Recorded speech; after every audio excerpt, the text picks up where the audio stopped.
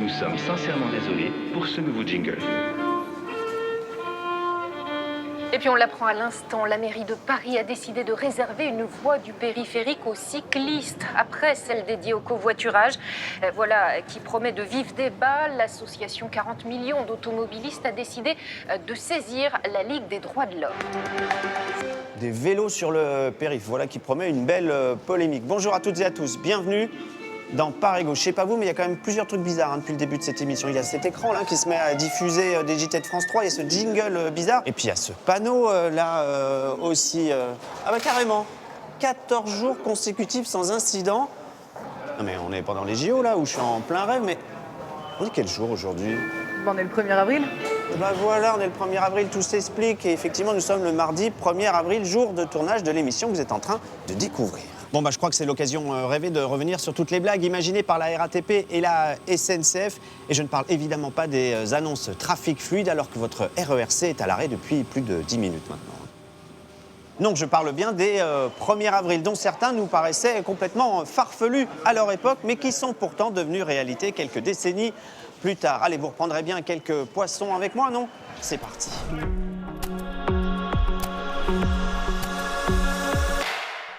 Que ce soit en noir et blanc ou en couleur, les poissons d'avril naviguent sur notre réseau depuis toujours ou presque. Certains sont restés célèbres par leur originalité, comme ce métro décapotable ou ces plateaux repas distribués à bord des bus. Tour d'horizon des blagues les plus osées. D'autres 1er avril sont plus faciles à mettre en œuvre, comme ces changements de nom de station ou ces annonces sonores trafiquées, mais vous le verrez, l'effet reste le même. Plus étonnant encore, certains 1er avril sont devenus réalité, parfois quelques décennies plus tard. C'est le cas par exemple de cette plaisanterie autour de la mise en place des premiers couloirs de bus et pistes cyclables qui avaient fait sursauter bon nombre de Parisiens dans les années 60, ou encore la possibilité alors invraisemblable de pouvoir téléphoner dans le métro. Enfin, nous donnerons la parole à ceux qui imaginent toutes ces blagues potaches. Le directeur des opérations spéciales de la RATP est notre invité.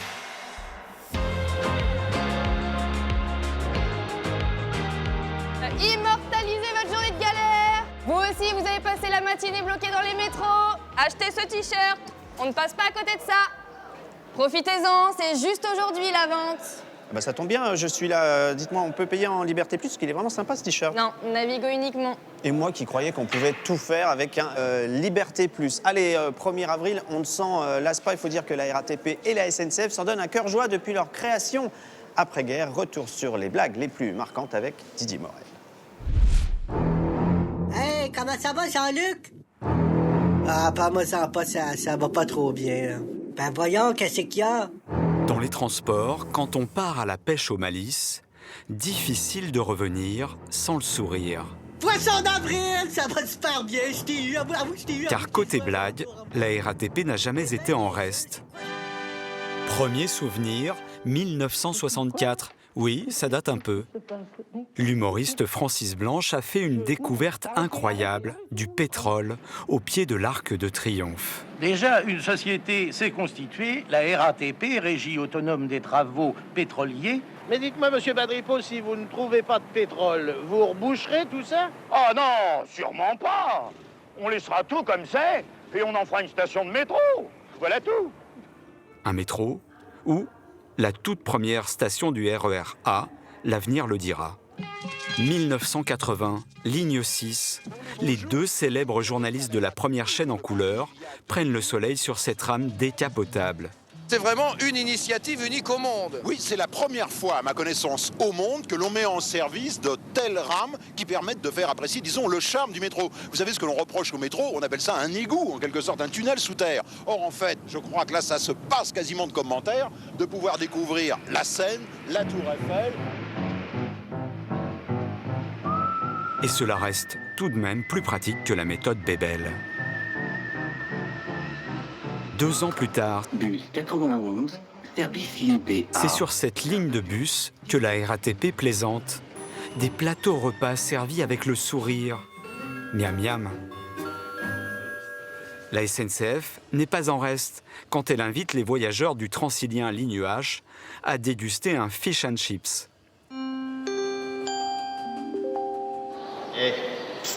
Messieurs, oui, vous, messieurs, il faut se retirer les doigts du nez. Et surtout, le gros mangeur de donuts, Homer Simpson. C'est sympa, ça surprend un peu dans une gare, mais Après, pourquoi pas. Après, ouais, si toutes les voies étaient comme ça, ce serait sympa. Moi, je suis un grand fan des Simpsons en plus. Merci à la SNCF. Avec en guest star, Simone, la célèbre voix du rail. Le train va entrer en gare. Éloignez-vous de la bordure du quai. Pourquoi tu parles lentement comme ça? T'as un escargot dans la langue? Après de longues années sans boutade, la RATP a attendu 1994 pour retrouver le sens de l'humour. Parmentier est une station qui donne la patate. En effet, elle a inspiré dès 1994 la RATP pour détourner les noms de ses stations. Facétie reprise en 2016. Voici un petit florilège installé en une nuit.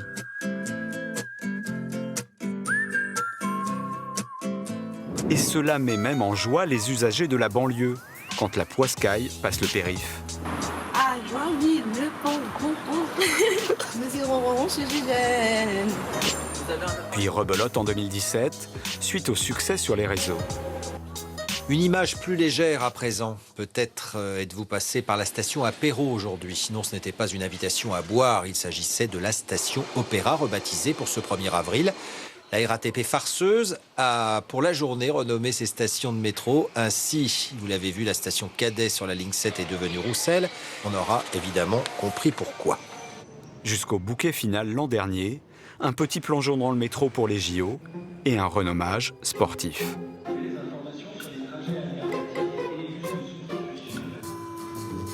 En ces périodes moroses, espérons que les poissons surnageront à Paname.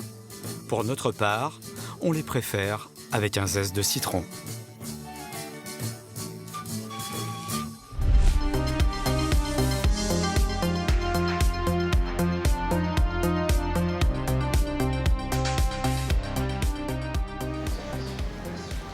Bonjour Pierre Odigier.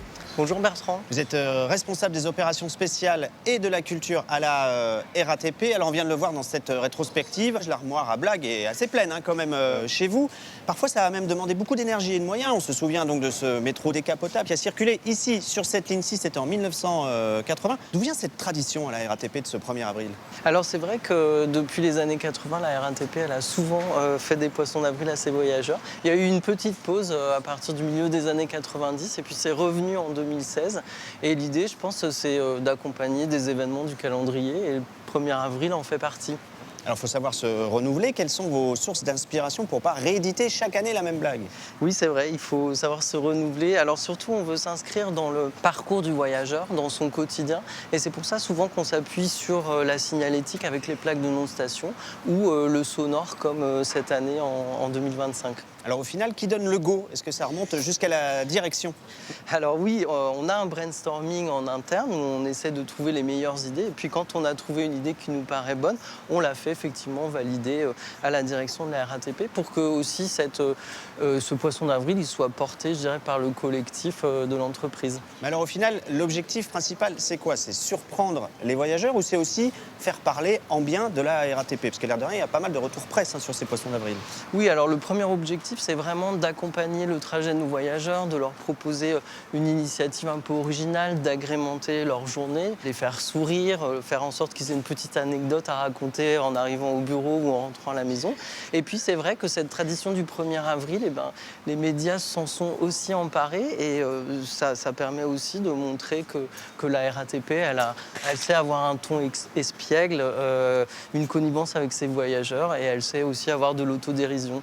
Alors l'an dernier, vous aviez surfé évidemment sur les Jeux Olympiques pour renommer de nombreuses stations. Cette année, vous avez donc opté pour une blague sonore. On entend ces faux jingles, en tout cas ces jingles qui sonnent clairement faux depuis le début de cette émission. Comment est née cette idée? Cette année, on a décidé de travailler sur le son parce que c'est quelque chose qui accompagne aussi les voyageurs, je dirais, sur leur trajet toute la journée.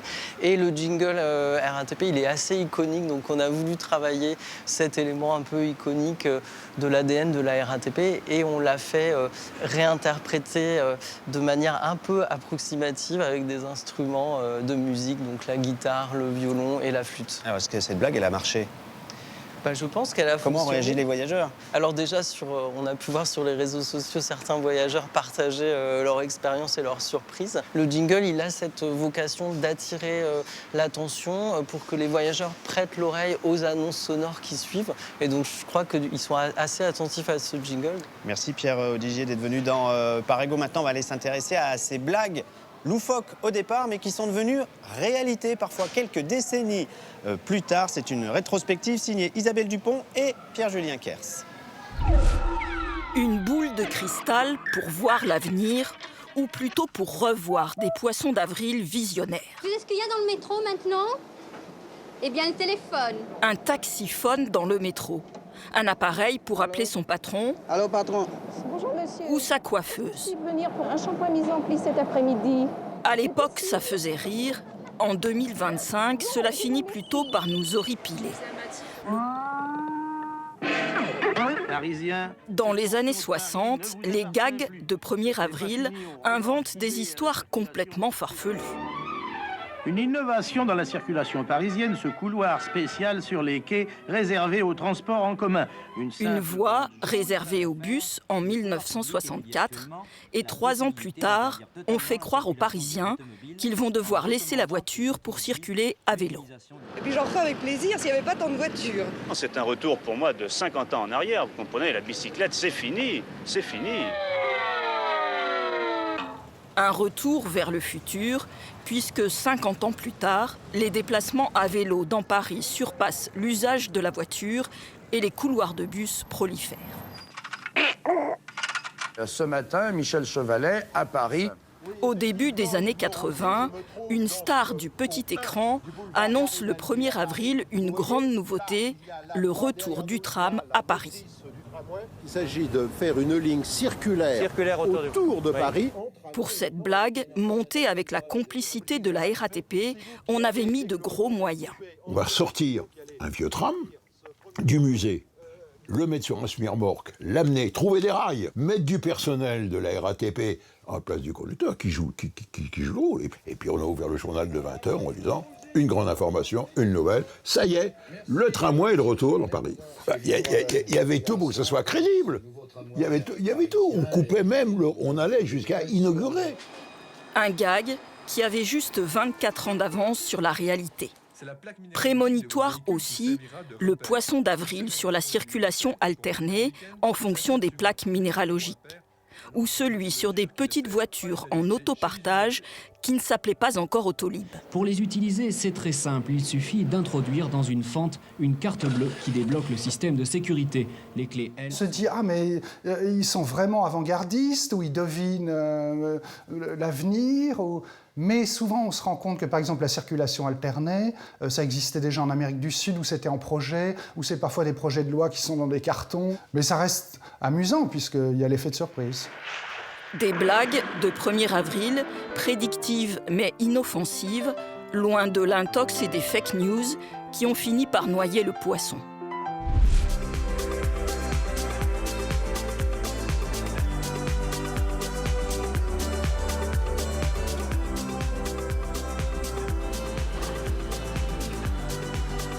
Voilà votre cocktail, monsieur. Mais dites-moi, c'est nouveau ce service? Oui, c'est pour nous excuser de la gêne occasionnée. Donc vous allez servir un certain nombre de cocktails, je crois, cette année. Merci beaucoup, en tout cas, pour ce cocktail qui a effectivement le goût de poisson d'avril. Voilà, c'est la fin de cette émission. J'espère que vous avez bien ri avec nous. Aujourd'hui, nous, on se retrouve la semaine prochaine avec un numéro bien ancré dans le réel, certifié donc sans poisson d'avril. Bon week-end. Salut.